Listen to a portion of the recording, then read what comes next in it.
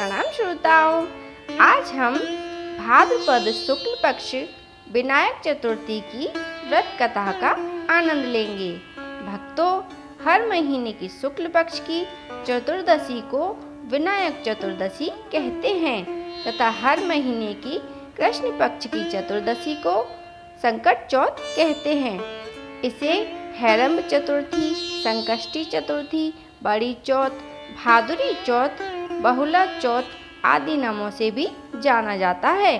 भक्तों, इस बार यानी 2024 में श्री गणेश जन्मोत्सव 7 सितंबर को मनाया जाएगा और इस दिन विनायक चतुर्थी का व्रत भी रखा जाएगा। तो आइए भाद्रपद मास शुक्ल पक्ष की विनायक चतुर्थी व्रत कथा का श्रवण करते हैं। कथा के सुनने मात्र से विनायक चतुर्थी व्रत का फल प्राप्त होता है। तो आइए सुनते हैं कथा। कैलाश पर्वत पर सभी गण नंदी, श्रृंगी आदि भगवान शंकर के गण थे। वे उनकी हर आज्ञा का पालन करते थे।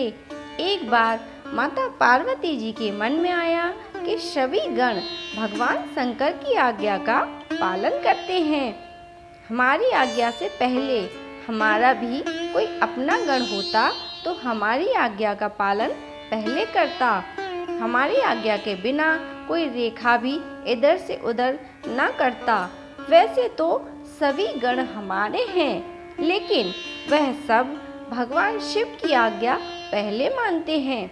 तब माता पार्वती ने स्नान के लिए उपटन तैयार किया और उसे अपने शरीर पर लगाकर मैल छुड़ाया और उससे एक आकृति तैयार की।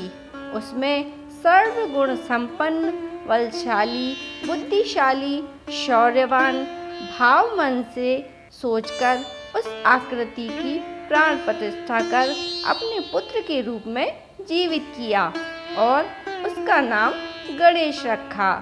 जब उस आकृति में प्राण आ गए तो माता पार्वती ने उससे कहा कि वह उनका पुत्र है, उसका नाम गणेश है और कहा उनको माता पार्वती की आज्ञा का पालन करना है।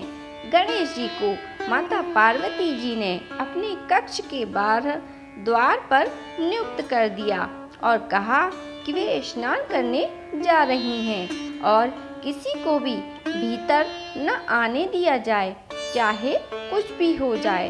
और भगवान गणेश जी को एक गदा देकर बिठा दिया गया और माता पार्वती जी स्नान करने चली गईं। कुछ देर पश्चात भगवान शिव जी वहां आए और भीतर जाने लगे। तभी भगवान गणेश जी ने उन्हें रोक दिया। जब भगवान शिव ने उनसे उनका परिचय पूछा तो भगवान गणेश जी ने कहा कि वह माता पार्वती जी के पुत्र हैं और उन्हें माता ने द्वारपाल नियुक्त किया है। तब भगवान शिव ने कहा कि हमारा दूसरा पुत्र कहाँ से आया? हमारा तो एक ही पुत्र है, कार्तिकेय। जब शिव जी ने भगवान गणेश जी से कहा कि उन्हें कक्ष में जाने दें, तो भगवान गणेश जी ने उन्हें नहीं जाने दिया। भगवान शिव को क्रोध आ गया और तब सभी गण नंदी आदि ने भगवान गणेश को बहुत समझाया कि भगवान शिव को भीतर जाने दें, हट ना करें। पर गणेश जी ने साफ मना कर दिया और कहा, मेरी माता की आज्ञा है कि किसी को भी भीतर न आने दिया जाए और मैं उनकी आज्ञा का पालन कर रहा हूँ।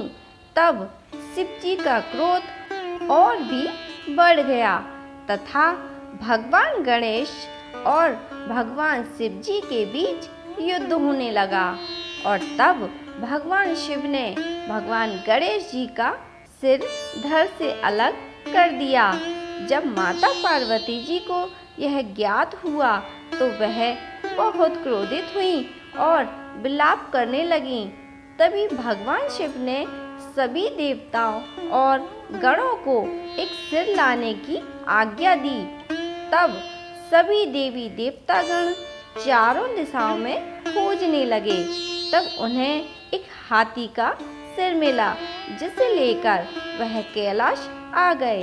तब भगवान शिव ने हाथी का सर भगवान गणेश जी को लगा दिया और वह जीवित हो उठे। तभी सभी देवी देवताओं ने उन्हें प्रथम पूज होने का आशीर्वाद दिया। इसलिए कोई भी शुभ कार्य या पूजा में सबसे पहले भगवान गणेश जी की पूजा की जाती है। भगवान गणेश के बिना कोई भी शुभ कार्य या पूजा कभी पूर्ण नहीं मानी जाती है। पुराणों के अनुसार यह घटना भाद्रपद मास शुक्ल पक्ष की चतुर्थी को घटित हुई थी। इस घटना के उपलक्ष्य में भगवान गणेश जी का जन्मोत्सव बड़ी धूमधाम से मनाया जाता है और उनकी मूर्ति की प्राण प्रतिष्ठा करके 10 दिन तक उनकी सेवा पूजा बड़ी श्रद्धा भक्ति के साथ की जाती है। इस दिन को गणेश उत्सव के नाम से भी जाना जाता है। इन दिनों भगवान गणेश जी को प्रिय वस्तुएं मोदक, दूर्वा, मेवा, लाल पीले वस्त्र आदि अर्पित करके उन्हें प्रसन्न किया जाता है। भाद्रपद मास शुक्ल पक्ष की चतुर्थी के दिन चंद्रमा का दर्शन नहीं किया जाता। जो भी चंद्रमा का दर्शन करता है उस पर मिथ्या आरोप का दोष लग जाता है। पुराणों के अनुसार भगवान श्री कृष्ण ने इस दिन चंद्रमा का दर्शन कर लिया था, जिसके कारण उन पर सामंतक मणि चुराने का मिथ्या आरोप लग गया था। भक्तों, अगर कोई भूल से इस दिन चंद्रमा का दर्शन कर लेता है तो उसे इस दोष की मुक्ति के लिए सामंतक मणि की कथा अवश्य सुननी चाहिए। सामंतक मणि की कथा सुनने से वह मनुष्य दोष मुक्त हो जाता है और उस पर भगवान श्री गणेश की असीम कृपा सदा के लिए बनी रहती है। बोलो भगवान श्री गणेश की जय। भक्तों, अगर आपने मेरे चैनल को सब्सक्राइब नहीं किया है तो कृपया करके चैनल को सब्सक्राइब कर ले और बेल आइकन को प्रेस कर ले, ताकि जब भी नई वीडियो आए तो आप तक नोटिफिकेशन पहुंच जाए। वीडियो देखने के लिए आप सबका बहुत बहुत धन्यवाद।